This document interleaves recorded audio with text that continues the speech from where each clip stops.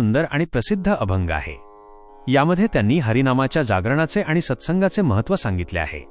या अभंगाचा मराठी अर्थ आणि भावार्थ खालीलप्रमाणे आहे। अभंगाचा सरळ अर्थ। सावध झालो हरीच्या आलो जागरणा। अर्थ, मी आता पूर्णपणे जागा सावध झालो आहे। संसाररूपी मायेच्या झोपेतून मी जागृत झालो असून आता मी श्रीहरीच्या परमेश्वराच्या जागरणास आलो आहे। 2. तेथे वैष्णवांचे भार।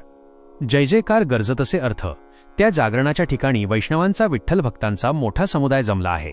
तिथे सर्वत्र हरिनामाचा आणि विठ्ठलाचा जय जयकार मोठ्या आवाजात दुमदुमत आहे। 3. पळूनियान गेली झोप, होते पाप आड ते। अर्थ, या हरिनामाच्या गजरामुळे आणि भक्तांच्या संगतीमुळे माझी झोप अज्ञान पळून गेली आहे। ही झोप म्हणजे एक प्रकारचे पापच होते, जे माझ्या भक्तीच्या आड येत होते ते आता नष्ट झाले आहे। 4.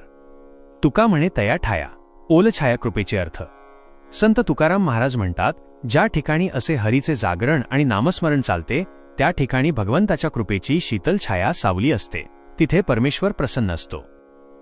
भावार्थ तात्पर्य। या अभंगातून तुकाराम महाराज सांगतात की जोपर्यंत माणूस अज्ञानाच्या आणि मोहाच्या झोपेत असतो तोपर्यंत त्याला ईश्वराचे स्मरण होत नाही। ही अज्ञानाची झोप म्हणजे एक प्रकारचे पापच आहे, जे ईश्वरापासून भक्ताला दूर ठेवते। जेव्हा भक्त सावध होतो म्हणजेच त्याला आत्मज्ञान होते आणि तो संतांच्या संगतीत वैष्णवांच्या मेळ्यात जाऊन हरिनामाचा जयघोष करतो, तेव्हा त्याची सर्व पापे नष्ट होतात। जिथे हरिनामाचा गजर होतो तिथे साक्षात पांडुरंगाची कृपा असते, असे तुकाराम महाराज ग्वाही देतात।